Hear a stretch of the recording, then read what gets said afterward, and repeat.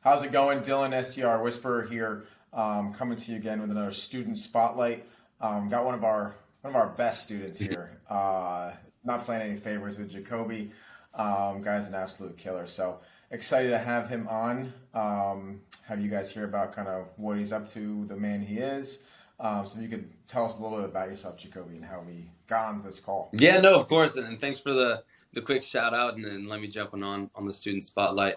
So I actually found the SDR Whisperer through LinkedIn, and then I actually reached out to Dylan, asked him, kind of the qualifications of the course, what that looks like, and then I gladly got to join and jump in. 10 days after I jumped in the course, I actually signed an offer letter with the job that I have now. I quit my full-time software sales job to try to find a part-time sales job that made me around the same amount of money. And Dylan, the SDR Whisperer Group, did have that opportunity for me very luckily. And actually, right before I hopped on this student spotlight, I set a call up for the job that I currently have. So it's been going good, and definitely the continuing education helps with the weekly calls that we have with the SDR Whisperer Group. Love to hear that, brother. Yeah, continued success. You've been on fire with the role, and I knew that before that, right? From just talking with you and having you in the course.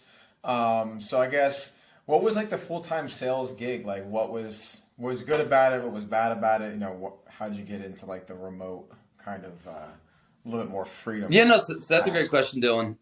So I was actually selling an artificial intelligence software platform. Company was great, people were great, platform and product was great.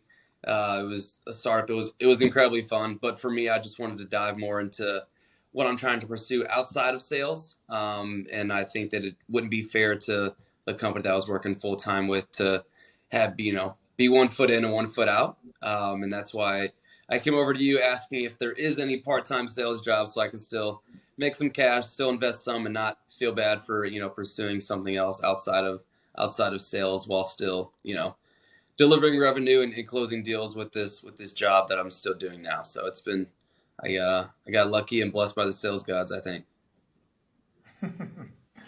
Yeah, no, you do good things and good things happen to you, right? So yeah, I mean, you prospected me hard. That's kind of how we got really in touch. Like, I put out the messaging about the SR Whisperer, and you hit me up. You applied. You got in the course, and then in regards to like placements, right? Like you were like using taglines and things and getting after it. I was like, all right, I see you, I see you. Like, low key, I was gonna hit you up earlier, but I was just waiting to see what else you got. I do that to a lot of people. It's probably a bad habit, Yeah, no, I actually. was like, Like, dude, is this dude gonna hit me back up? I thought I was like literally prospecting a whole new client or something, but I mean, I guess it planned out, and I was just trying to practice what you guys preach, so maybe I could get more opportunities out of you guys. So who knows? It seems like it worked out, but yeah, I was sending you taglines and doing research on your websites and hitting you with some objections before you even sent them to me. So I was just giving it all I had. no, I mean it worked out, right? Um, that's like one of the things that we do, right? Is like to get jobs is you do the job to get the Hmm. job, right? Like you prospect the hiring manager, you prospect the person that you want to work for, who makes that decision, and like show them like you can actually do what the job they're hiring for entails before it even happens, right? Um, but cool. And then you said you heard about it from LinkedIn, and then I guess you wanted to get into a part-time role, but like, what ultimately got you to decide? Was it like the marketing, anything that we said? Like, what really got you Yeah, in? for me, it was a combination of LinkedIn and the Twitter. I saw what your other students were doing and all the coaching that you have available 24/7, and you were like sending in screenshots and snippets of how accessible you and Jake are in the SDR Whisperer group, and being able to just reach out to you guys whenever I have a question, or like I have an interview next week or even tomorrow. Would you guys help me prep for this? And just really having someone that like 24/7 that I can kind of lean on, or just kind of more of your guys' open door policy. For me, it was like, okay, I really need to try to get in on this. And then I was like, if they're doing all this, I know they obviously have good opportunities on the line, because, and even, your company that you have outside of this does great numbers. So I was like, I need to be good to learn from a mentor who's doing it and who is actively also helping people do it at the same time. So that's kind of what sold me, if that answers your question. Yeah, absolutely. I appreciate that. And then, you've had some pretty good numbers, right? Like before you even got there, like with your, full-time roles. What are some of those milestones that you've achieved with this new client, and like bookings and things like that? Yeah, no. So a goal of mine is I wanted to average a deal a week closed with this new company that I'm currently with. I've been with them for I think 4 weeks now, and I've closed or generated 5 or 6 meetings that did end up getting closed. Everything signed the dotted line. I think it generated over $42,000 in the last 4 weeks or so. 37 to 42, That's I awesome. believe. So the keeping and closing one deal a week has been my goal. So if I can keep it up. That's good. Yeah, it's a good mentality to have as a setter, Yeah, I mean right? It's like, I've been an account executive before, and someone just kind of throws up something just to hit their quota. It doesn't really do me any good, and doesn't do the account executive any good either. So we're both just kind of shooting ourselves in the foot, and then I also look bad on my part. So I try to throw up stuff that I know will potentially close, and even if it doesn't close, I want to make sure that the pipeline's building, and making sure to ask these good qualifying questions before I lay it up to the account executive where I'm working with now. yeah, you want all the meetings to hit the rim. Exactly. You don't want any air balls. And then every once in a while, yeah, you'll hit one. But yeah, then how many meetings did it take to get to those numbers? Like, what is like a baseline of like, I need to do this to get to this result?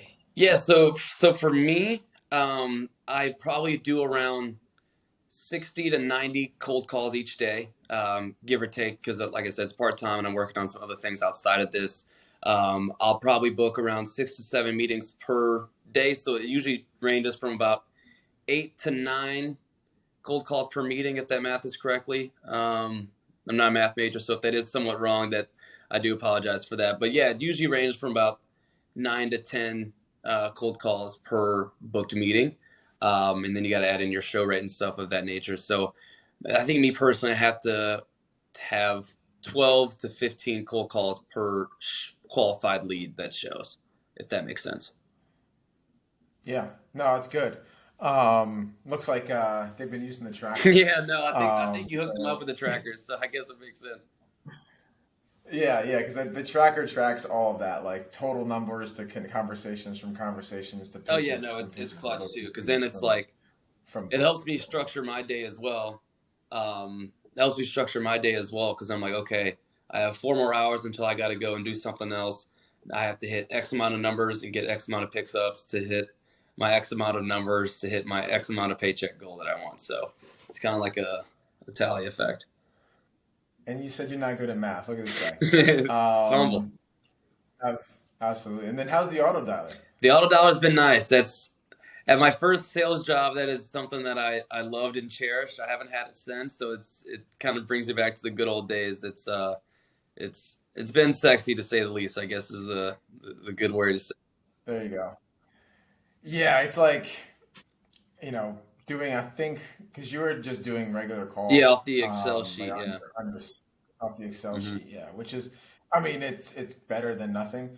But having actual software make your job better and calling from local presence, it's a total Yeah, no, game changer, software is right? your friend around here. So Yeah. And like to start with Excel and then do it, then you're like super grateful for the oh, dude, it's like technology. night and day. You're like, oh my gosh, it probably cuts probably 10 to 12 minutes per hour. I would be my guess.